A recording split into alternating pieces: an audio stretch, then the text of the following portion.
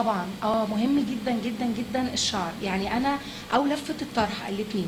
دايما الميك اب ارتست لازم تركز كويس قوي مع القصه بتاعت الشعر مع الوش. هي مثلا عامله فورمه منزله القصه على وشها، فده معناه ان الفوكس هيبقى على البشره وعلى الشفايف اكتر من العينين.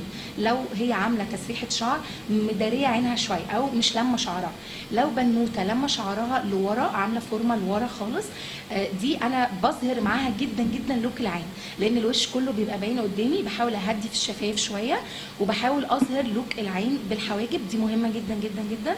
الطرحه لو بنوته وشها تخين، انا ما احبش، انا بلف كمان طرح، ما بحبش الف لها لو بنوته وشها تخين مصممه تلف سبانيش، مش بحب لان ده بيدي عرض اكتر.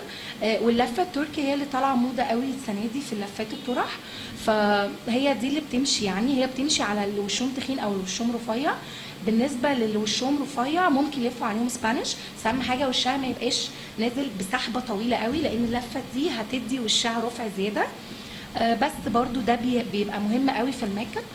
مهم جدا جدا الفستان، مهم جدا الجو نفسه العام، عامله فرحها فين.